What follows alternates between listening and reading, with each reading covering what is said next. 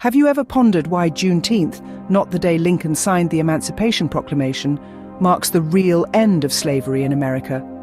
This question might seem perplexing, as we often associate the end of slavery with Lincoln's signature.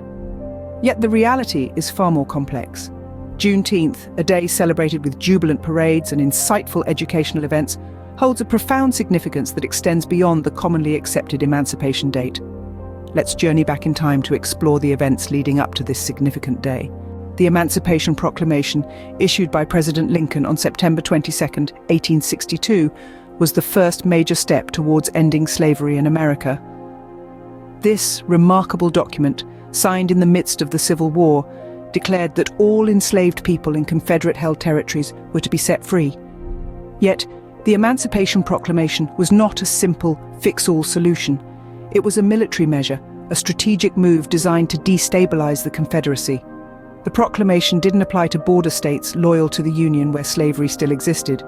It was also difficult to enforce in areas under Confederate control.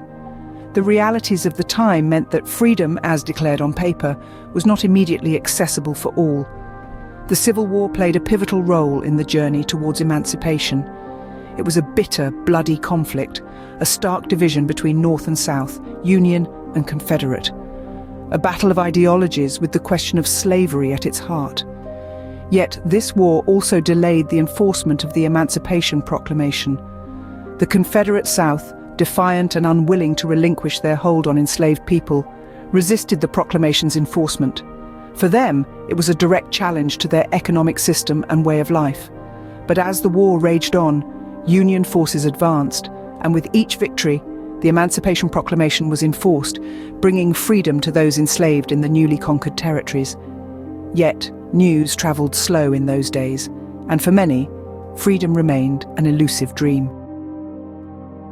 The war ended in April 1865, marking a turning point in American history.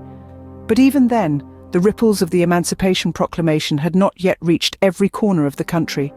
The wheels of change were in motion, but the journey was far from over. But the true liberation didn't arrive until 2.5 years later, on a day we now commemorate as Juneteenth. On June 19, 1865, Union General Gordon Granger arrived in Galveston, Texas, with an important message. Let's turn back the clock to that pivotal day. The American Civil War had ended 2 months prior, and General Granger had been tasked with taking command of the District of Texas. With him, he carried General Order No. 3, a message that would change the lives of thousands. Upon his arrival, he stood in the center of the town, surrounded by a crowd of curious and anxious faces. The tension was palpable as he began to read aloud the contents of the order. It was a simple declaration, but its implications were profound.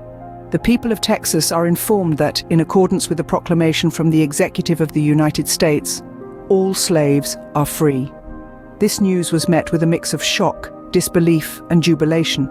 The fact of the matter was, the Emancipation Proclamation had been signed by President Abraham Lincoln over 2.5 years earlier, on January 1, 1863. Yet, it had taken this long for the news to reach the far-off state of Texas.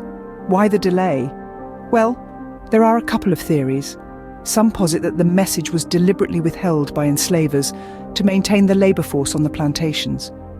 Others suggest that the messenger was murdered to prevent the news from spreading. Regardless of the reasons for the delay, the arrival of this news marked a turning point. It represented a profound shift, not only for those who had lived under the yoke of slavery, but for the entire nation. It was a step towards the realization of the ideals of freedom and equality, ideals that the United States had been founded upon, yet had failed to uphold for a significant portion of its population. On this day, the last vestiges of slavery in the Confederate South were officially abolished. The day of freedom, so long overdue, had finally arrived. This day marked a new beginning for African Americans, a day of true emancipation, a day now known as Juneteenth. Juneteenth did not mark the end of the African American struggle for equality and justice, but the beginning. When the jubilant cheers of emancipation simmered down, the harsh